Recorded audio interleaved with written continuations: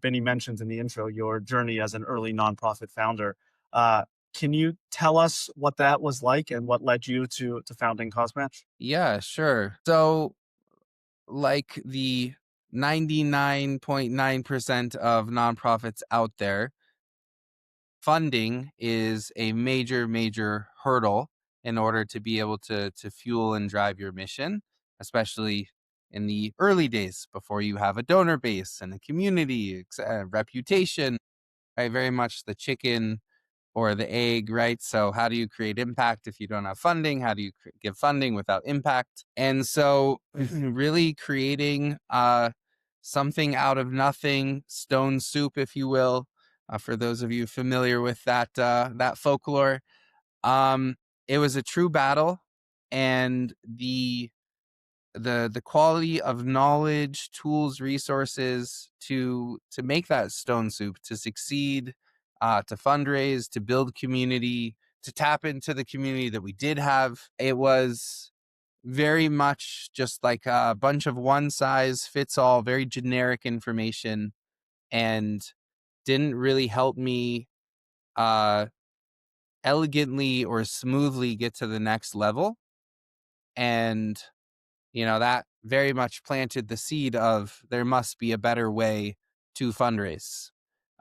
If you're reading all the books, if you're learning about all the tools, and you're not finding the right application to scale, to grow, to raise, that's a meaningful seed planted. What were Well, you what doing specifically at that time? Like, just full disclosure to everyone who's listening.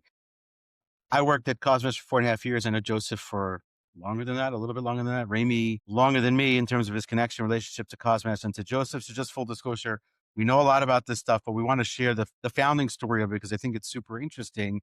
You were doing some specific kind of fundraising kind of work that at the time, and it wasn't just like you were sitting in an office somewhere and like, oh, I have this great idea and fundraising is bad for a lot of people. Let me try to do this. Like your lived experience from my remembering the story was a key factor that sort of Yeah. drove some of this. So can you share some of that too? Yeah, sure. I mean, so I think there were kind of two major elements there. So one, uh, you know, starting my nonprofit with some of my college and hometown buddies in Guatemala, Central America. It was a sustainable agriculture and food security nonprofit, and I was, very much a big part of the fundraising effort for that.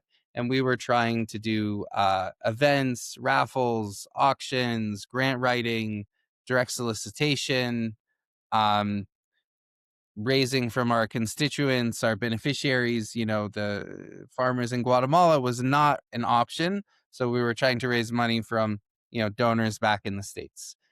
So that was kind of everything that we were doing within Semilla Nueva, the nonprofit in Guatemala.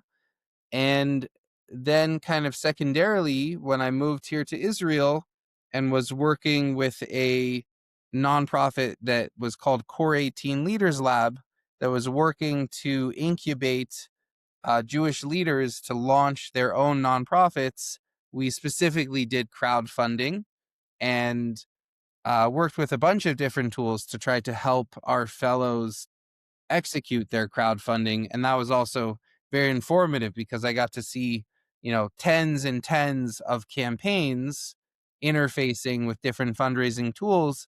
And then that kind of sheer data all in a very compressed time period helped reveal to me how much missed opportunity there was to fundraise in a smarter, better, more impactful way.